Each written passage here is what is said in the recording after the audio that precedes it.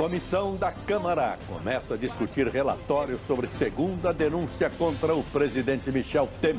Em carta ao ministro Edson Fachin, o empresário Joesley Batista, da JBS, pede que seu acordo de delação seja mantido. Em Belo Horizonte, o jovem que foi enterrado vivo e sobreviveu. Acabei sozinha.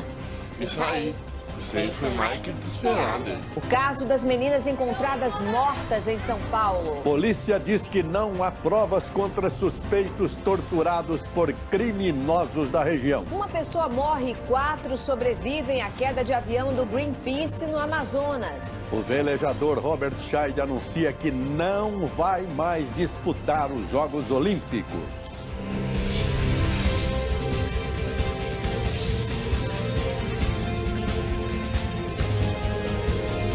Está no ar o SBT Brasil, com Joseval Peixoto e Raquel Sherazade. Boa noite. Boa noite. O Senado acaba de decidir não referendar a decisão do Supremo Tribunal Federal que afastou o senador Aécio Neves do cargo. O repórter Galton Sé está agora no plenário. Boa noite. Qual foi o placar da votação, Galton? Obrigada, Galton. Olha, mais de 55 mil casas e condomínios já foram furtados este ano em São Paulo. E os ladrões atacam quando os donos não estão em casa. Na maioria das vezes, durante os fins de semana, feriados e também nas férias. 2 suspeitos de participar do desaparecimento de duas meninas na zona leste de São Paulo foram ouvidos pela polícia e liberados hoje. Eles foram torturados na favela onde moram para confessar o crime. As famílias das crianças esperam pelo resultado do exame de DNA que pode confirmar se 2 corpos encontrados na quinta-feira são das meninas. No fim da tarde, a perícia voltou ao local. E a violência deixa doentes sem atendimento médico no Rio de Janeiro. A cada dia, 2 hospitais são obrigados a fechar. A informação foi divulgada depois que um cirurgião foi sequestrado para operar um bandido. 156 presos esperam uma vaga no sistema penitenciário no Rio Grande do Sul. A superlotação fez uma juíza pedir à Procuradoria-Geral da República que a Justiça Federal assuma a administração de um presídio interditado. E um jovem foi enterrado vivo em Santa Luzia, região metropolitana de Belo Horizonte. Só que ele conseguiu escapar sozinho da própria cova. E vamos a outras notícias pelo Brasil. A Prefeitura do Rio começou hoje as obras de contenção do calçadão da Praia da Macumba. Mais um trecho afundou no fim de semana.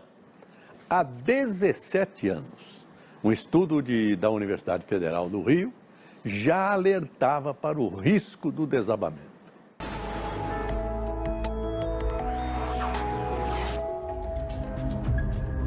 Nuvens carregadas se formam no sul do país. Os ventos sopram em direção ao oeste e sul, trazendo a umidade da Amazônia e causando pancadas de chuva. Nesta quarta-feira, a previsão será de tempo aberto de Santa Catarina até o Ceará. No litoral do Nordeste, a chuva continua. Em Porto Alegre, pancadas de chuva e temperatura que chega aos 32 graus. Dia nublado e com muita chuva em Salvador. Máxima de 27 graus. Em São Paulo, a previsão é de sol entre nuvens e um calorão de 30 graus. Uma pessoa morreu e 4 ficaram feridas na queda de um avião do Greenpeace no interior do Amazonas. O Ministério Público pediu hoje a revogação da portaria que, na prática, dificulta o combate ao trabalho escravo. A medida, publicada ontem, também foi criticada pela Organização Internacional do Trabalho. Parlamentares bateram boca durante a CPI mista da JBS, que ouviu hoje o procurador Ângelo Goulart Vilela. Ele chegou a ser preso durante a investigação envolvendo a empresa JBS. O SBT Brasil teve acesso à carta que o empresário Joesley Batista escreveu da cadeia para o ministro Edson Fachin. Nela, Joesley pede para que seja mantido o acordo de delação. Em instantes, Câmara discute a denúncia da Procuradoria-Geral da República contra o presidente Michel Temer. Velejador Robert Scheid diz que não vai mais disputar os Jogos Olímpicos. A gente volta já já.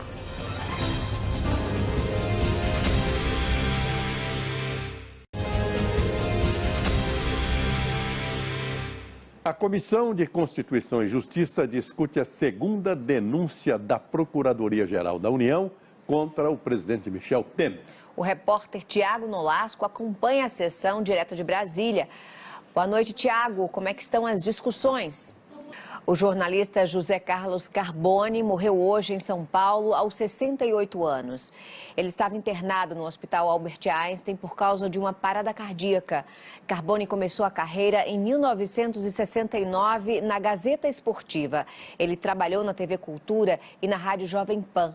De 1997 a 2017, trabalhou no Grupo Bandeirantes. Deixou a empresa em março deste ano como diretor nacional de jornalismo do grupo de rádios. E você vai ver a seguir, especialistas descobrem que hackers por meio da internet podem interferir na comunicação e assim acessar dados sigilosos. Robert Scheid, um dos maiores atletas brasileiros, desiste de disputar Jogos Olímpicos. Não perca, é já já.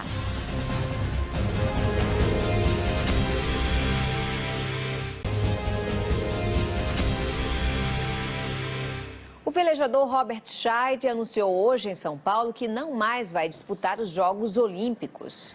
E é uma pena, Raquel, Scheid é só o maior medalhista brasileiro em Olimpíadas. E a CBF, a nossa Confederação Brasileira de Futebol, anunciou hoje que a seleção nacional fará um amistoso contra a Rússia em Moscou no dia 23 de março do ano que vem.